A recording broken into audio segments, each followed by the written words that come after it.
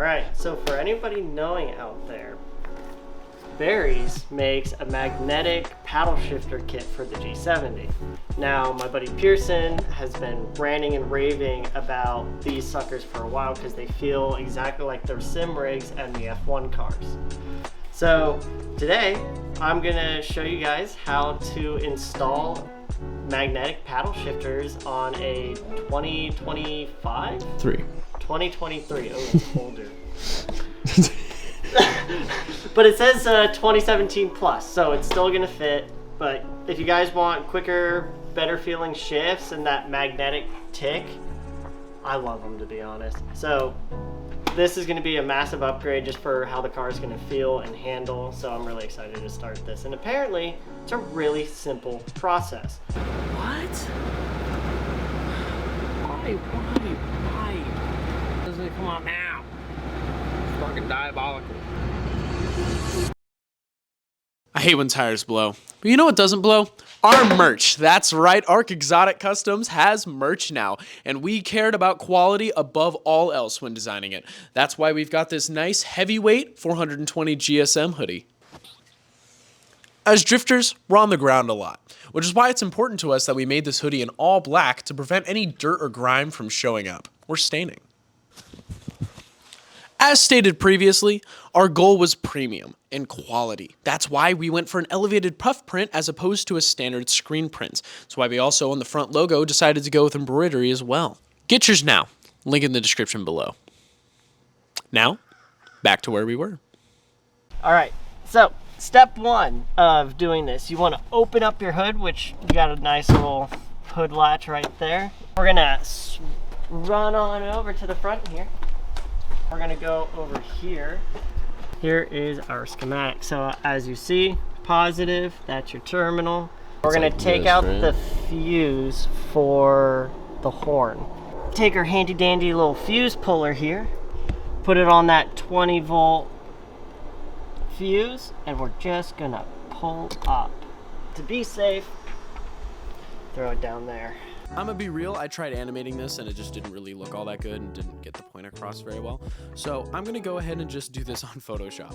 So starting off, this is the inside of your airbag, right? So you'll notice this gray little metal wire piece that goes along the outer edge of the airbag. This runs along the sides and bottom of the airbag. On the G70, the mounting points that keep it clipped into the steering wheel are going to be on the sides and the bottom. But on the G80 and other models, it's just the sides.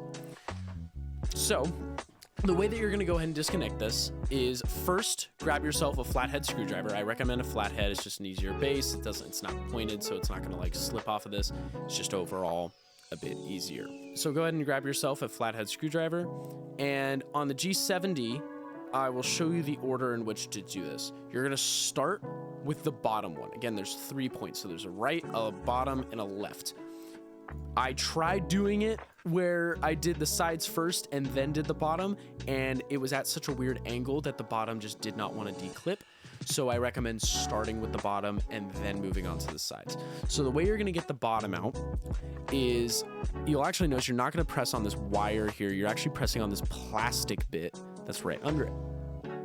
And when you press on it, you're gonna want to press on it directly in, right? And when you press on it, you're also gonna go down. You're gonna go towards yourself, right? So remember, this is the back of the airbag, the inside, and the other side is the face of the airbag. You're gonna press this in onto this black bit and then towards yourself. And that's what's going to delatch that. It should click out. You'll see it. It's very like, you know, it'll be a significant jump out. Now, whenever you're doing the sides, it's very similar, except you'll still notice these plastic bits, but that's not what you're touching. You're actually touching the wire this time. You're touching the ends. So these are the two ends of the wire. So you're gonna go ahead, get your screwdriver, put it in, and you're gonna go in on it, right? So press in, and then also towards yourself again. It's the same process. But this time I recommend when you press in, after you've got it on, angle it a little towards yourself and then press down. Because again, you're on this kind of roll over piece. Like this is flat, on the bottom one, but on the sides, it is, you know, it's a wire, so it's cylindrical. You got to kind of angle it up and then push down at like a 45-degree towards yourself. It'll take a few tries before it delatches, but it will delatch. The second one you do, so say you do the right first, or in this case, the left first. If you do the right after that, or if you do, you know, whichever one you do second, basically, is going to be a little bit trickier just because it doesn't, it'll angle itself to where it'll kind of clip more on. It's just more of a pain. So keep that in mind. But yeah, that should be the best way to do this. Every other tutorial I ever watched was basically not helpful. So hopefully this is a bit more helpful.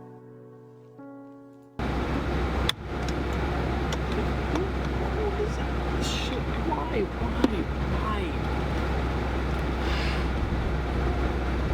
I mean, you saw it. I was able to get off the fucking first time. Why doesn't it come out now? Fucking diabolical. Cars.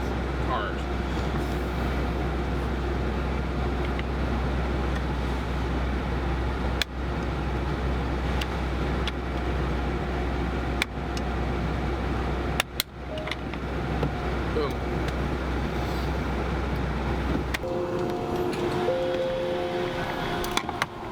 I don't want to explode the airbag. I don't want to break your hand. I don't want to, you know, any of it.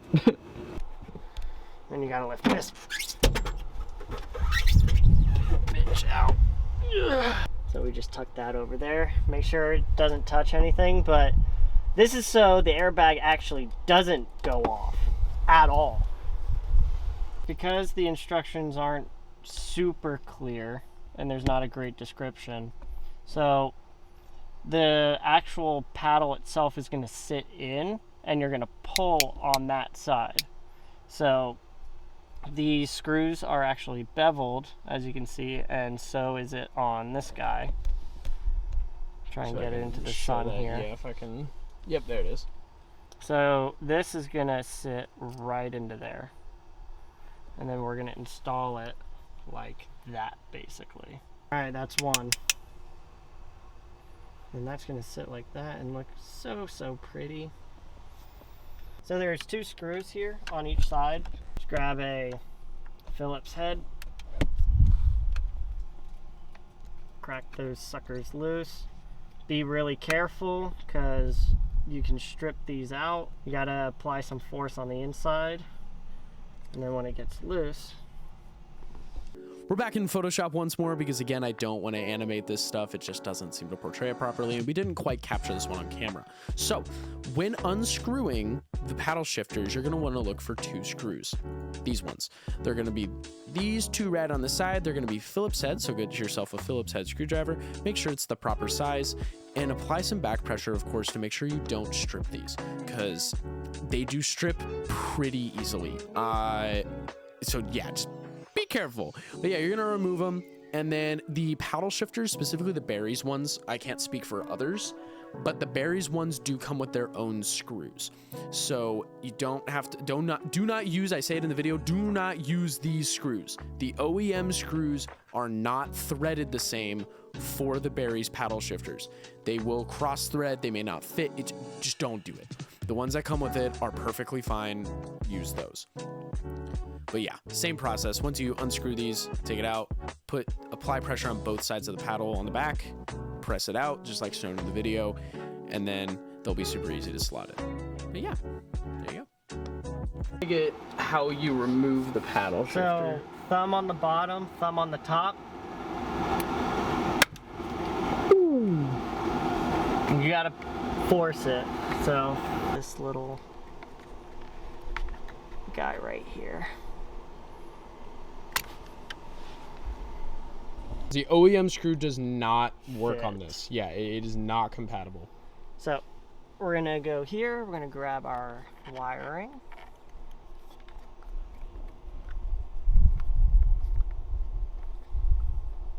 It's not in there. I'm gonna use this guy. There we go. Yeah, you'll hear a click, and then that's it. You might need to use the tool just because the G70 doesn't give you a whole bunch of room when it comes to the extended paddles.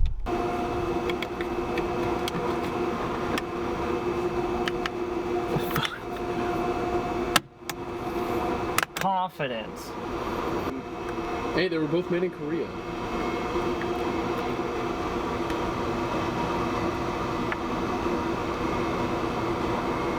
I always push in. All right. And then it's as simple as just rotate this sucker back. just gonna press. And then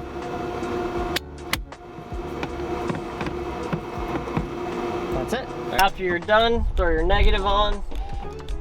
That's how you know you didn't blow a fuse. That's good. We didn't fry the ECU. Tighten this sucker down, but overall, I would say it was simple. You have to have patience for sure. Your fuse. So clipper on there. And then make sure it's facing the correct polarity. And push her in. Put your handy dandy tool back.